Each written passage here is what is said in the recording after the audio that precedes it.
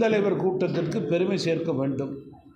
தேசிய ஜனநாயக கூட்டணியுடைய தலைவர்களெல்லாம் வருவது இந்த வருடம் தனி சிறப்பு என்பதற்காக தான் வந்திருக்கேன்.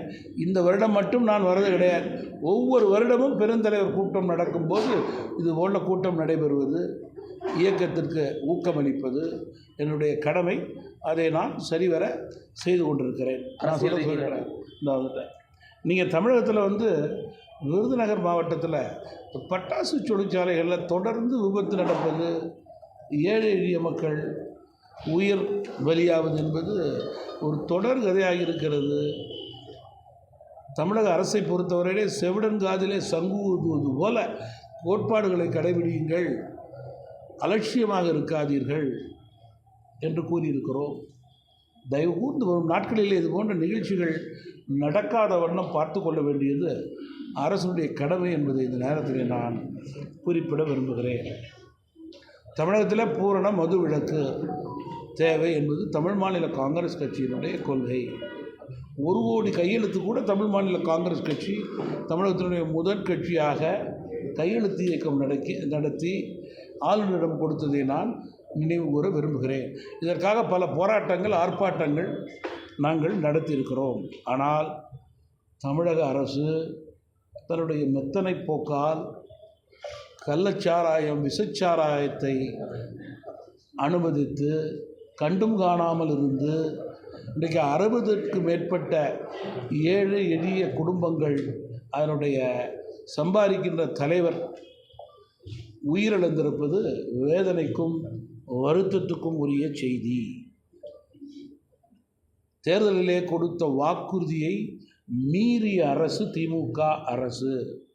அதனையும் மீறி ஒரு பக்கம் டாஸ்மாக், இன்னொரு பக்கம் கள்ளச்சாராயத்தை கண்டும் காணாமல் அனுமதித்து இப்போது சாராய கடைகளை குடைப்பது சாத்தியமில்லை என்று ஏளனமாக கூறுவது திமுக அரசு ஏழை எளிய மக்களுக்கு செய்யக்கூடிய, வாக்களித்த மக்களுக்கு செய்யக்கூடிய துரோகம் என்று நான் குற்றம் சாட்ட விரும்புகிறேன். ஒரு மரியாதைக்குரிய அமைச்சர் அவர்கள் ஒரு சபை நாகரிகம் இல்லாமல்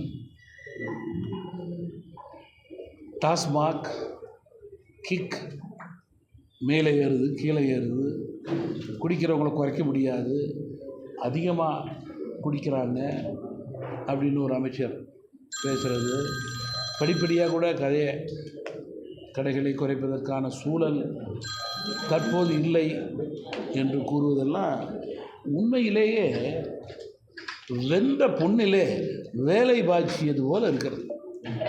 ஏழை எளிய மக்கள், எஸ்சி எஸ்டி பிரிவை சேர்ந்தவர்களெல்லாம் தங்களுடைய சம்பாத்தியத்தை இதில் ஏமாந்து போய் பிள்ளை குட்டிகளை விட்டுவிட்டு அனாதையாக்கி இறந்து போவது என்பது இதை விட ஒரு வெட்கக்கேடு தமிழகத்திற்கு இனி தேவையில்லை என்று நான் குறிப்பிட விரும்புகிறேன். அதை பற்றி கொஞ்சம் கூட அசரவில்லை, கவலைப்படவில்லை. ஏதோ அபராதம் கட்டணும், ஜெயிலில் போடணும், தூக்கு போடணும், அதெல்லாம் ரைட், அதெல்லாம் எப்பயோ பண்ணியிருக்க வேண்டியது. 60 உயிர்களுக்கு அப்புறமாவது அரசுக்கு ஞாபகம் வந்திருக்கு. அந்த கண்டிப்பு பேச்சு வடிவில் இருக்கக்கூடாது, எழுத்து வடிவில் இருக்கக்கூடாது, செயல் வடிவில் இருக்கணுங்கிறது ஒன்று. ரெண்டாவது, ஏன் நடந்தது, எப்படி நடந்தது, யாரால் நடந்தது, இதனுடைய பின்னணி யார் என்பது இன்று வரையிலே கேள்விக்குறி. வெளிப்படைத்தன்மையோடு செயல்படுகின்ற அரசாக இருந்தால் இந்த அரசு சிபிஐ விசாரணையில் 60 பேர் இறந்ததுக்கு வச்சிருக்கணும் இல்லையா? தூத்துக்குடியில் இறந்தவர்கள் மீது எங்களுக்கும் அனுதாபம் இருக்கிறது. அன்றைக்கு நீங்கள் துடி இன்றைக்கு என்ன ஆனது? 60 பேருடைய இறப்பிற்கு ஏன் இன்றைக்கு பாராமுகம்? முழு பூசணிக்காயை ஏன் சோற்றிலே மறைக்க விரும்புகிறீர்கள்? உண்மை நிலை என்ன? சிபிஐக்கு ஏன் உங்களுக்கு பயம்? இன்னும் முதல்வர் அங்கே எரிந்து கொண்டிருக்கிற நெருப்பை அணைக்க கூட தயாராக இல்லை. இன்னும் பதட்டம் நீடித்து கொண்டிருக்கிறது. இதற்கு யார் பொறுப்பு ஏற்றுக்கொள்வது? இன்னும் 60 பேருடைய பலி என்பது கேள்விக்குறியாகவே இருக்கிறது என்பதை நான் இங்கே குறிப்பிட. பாதகம் செய்பவரை கண்டால் நாம் பயங்கொள்ளலாகாது பாப்பா. மோதி மிதித்து விடு பாப்பா, அவர் முகத்தில் உமிழ்ந்து விடு பாப்பா. அண்மை செய்திகளை உடனுக்குடன் தெரிந்து கொள்ள இணைந்திருங்கள் இயம்நாடு தொலைக்காட்சியுடன்.